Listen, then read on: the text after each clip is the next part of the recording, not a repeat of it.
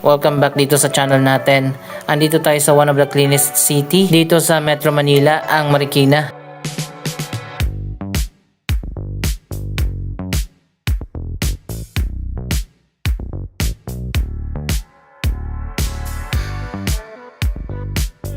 Kapag napasyal nga kayo dito sa Marikina City, isa sa mapapansin nyo kaagad ay napakalinis ng buong syudad.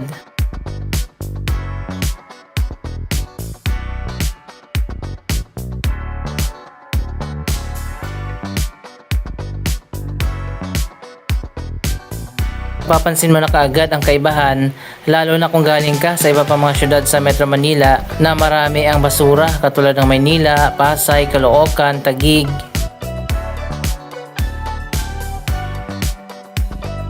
Wala kang makikita dito na mga basura, napakalat-kalat.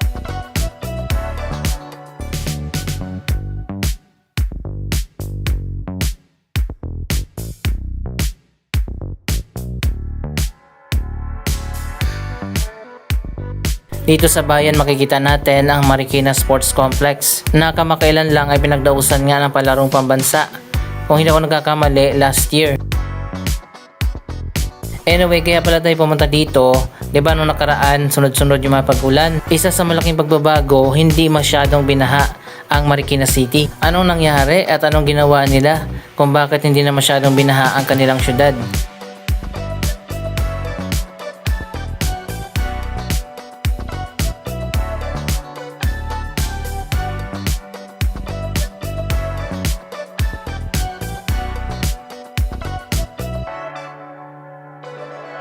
Usually talaga kapag merong bagyo, dito sa Marikina ang unang binabaha dahil ang syudad na ito ay nasa low-lying area. Pero ngayong 2025, binaha ang ilang mga syudad sa Metro Manila, pero dito sa Marikina hindi masyado.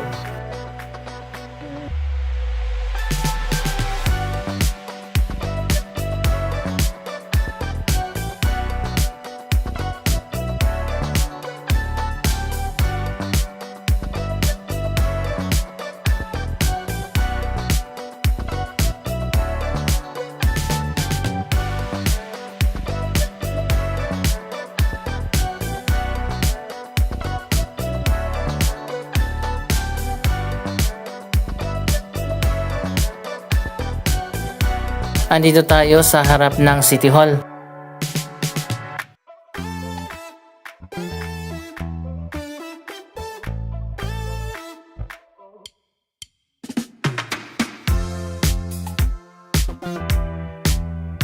Sa tingin ko kaya hindi masyadong binaha ang Marikina City dahil umepekto na ang ilan sa mga flood control projects na ipinatayo dito sa nakaraang mga taon.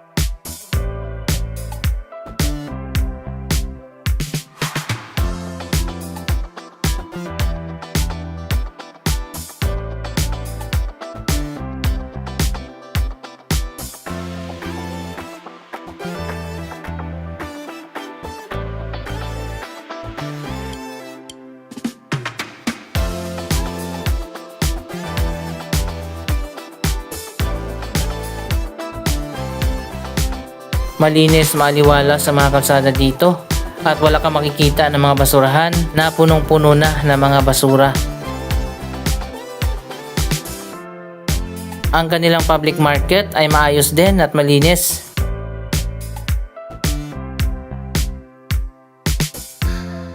Isa sa mga dahilan siguro kung bakit malinis ang Marikina City dahil na rin sa mga residente na nakatira dito na may disiplina at hindi nagtatapon ng mga basura kung saan saan. Kahit sa mga eskinita sa mga barabarangay, malinis talaga.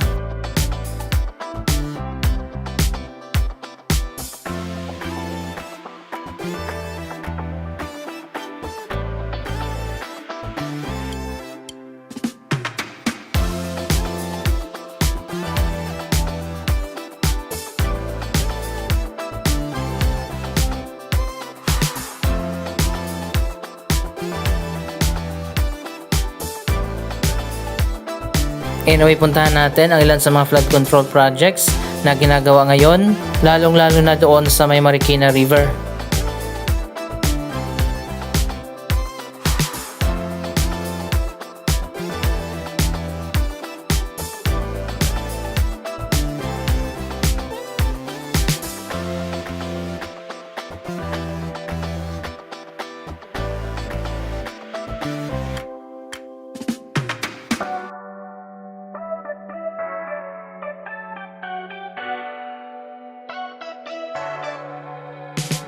Andito na tayo sa may riverbanks. Andito pala ngayon ang Wish Bus.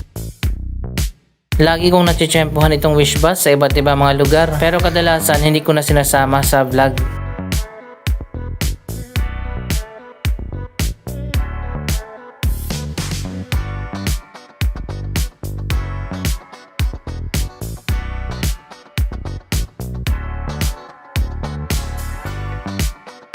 Andito tayo sa may Riverbanks Bazaar. Napaka-organized ng bazaar dito.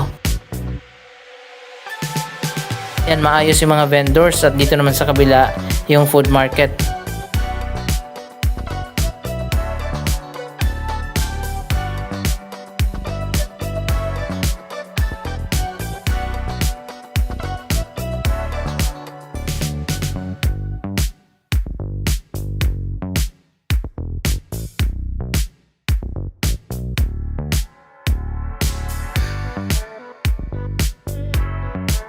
Andito na nga tayo sa Marikina River. Silipin na natin ang iba't ibang mga proyekto na tinatayo dito.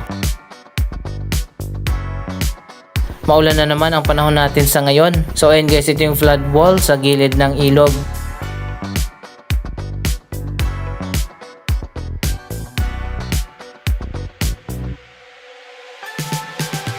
Punta tayo dito sa dulo para makita natin yung progress.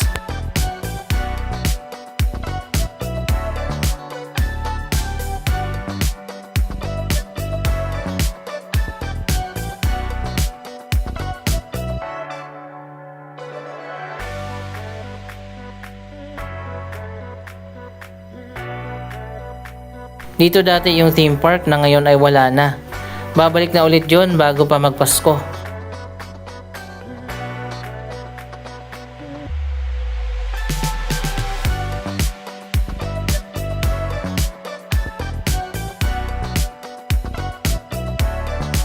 Wow, eto na pala ngayon ang mga project na tinatayo dito. Mas nilawakan na nga itong riverside. Pati dito sa kabila nadadaanan na ng mga sasakyan.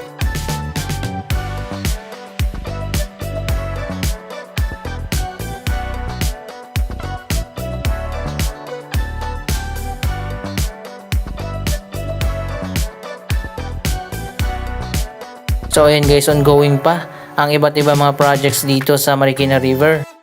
Last year ay nagkaroon nga dito ng dredging activities at ngayon naman yung mga gilid ng ilog ang nilalagyan ng mga bagong riverside walkway.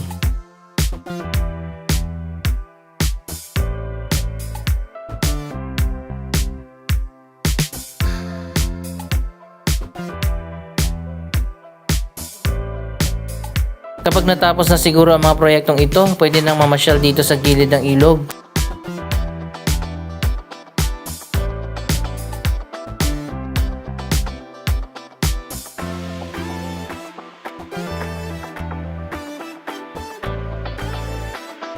Pati na dito sa kabila, nilawakan na rin yung gilid at magkakaroon na rin dyan ng daanan.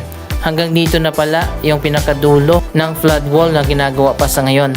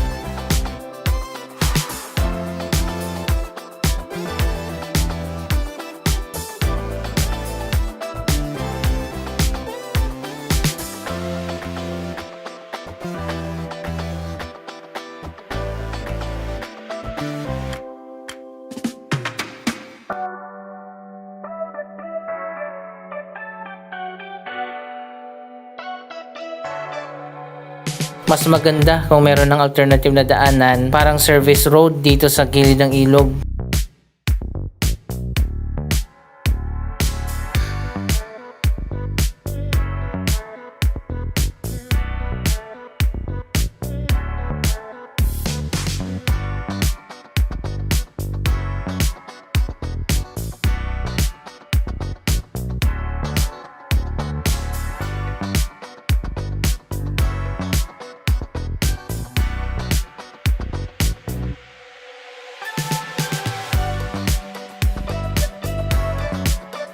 So ayan guys, ginagawa pa rin pala dito sa kabila.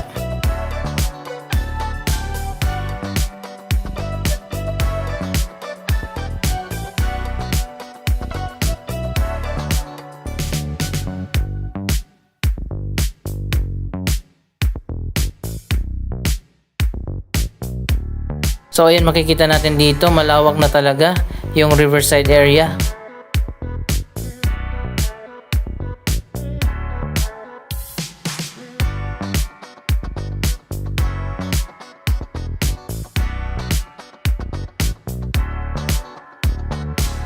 Kapag natapos na yan, pwede na tayong mamasyal sa magkabilang side ng river.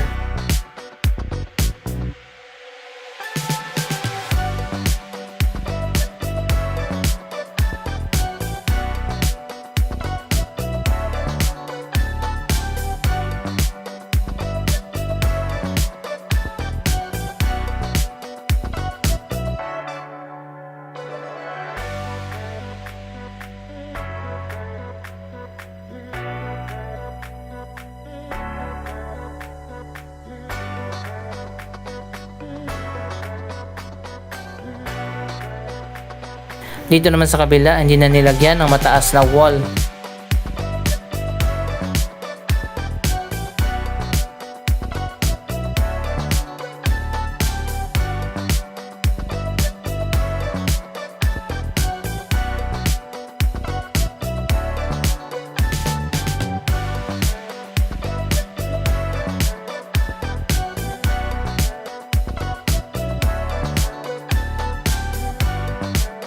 Tapos na yung paglalagay ng pader dito sa paligid ng ilog.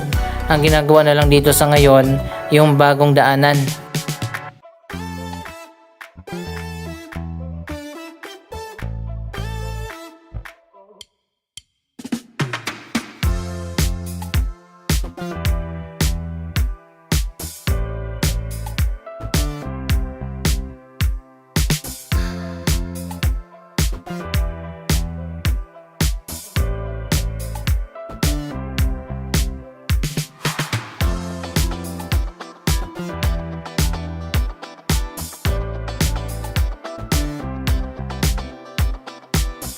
Mas mataas yung wall dito sa paligid ng SM.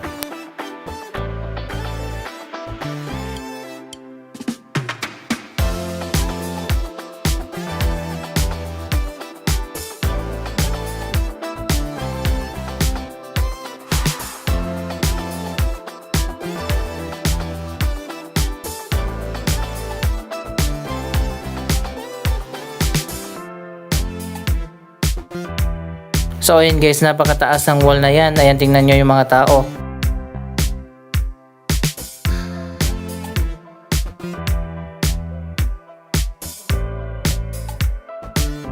May hagdanan na rin pala dito na pwedeng daanan.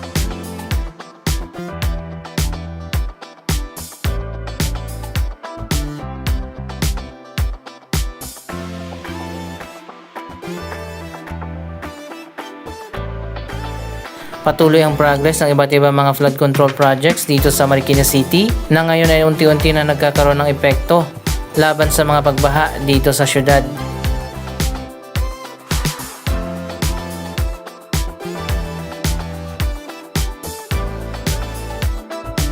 Anong masasabi nyo sa mga proyektong ito? Mag-comment lamang dyan sa baba ng inyong mga reaksyon. Maraming salamat sa inyong panonood. Huwag kalimutan na i-like, i-share ang video ito at mag-subscribe. Thank you for watching!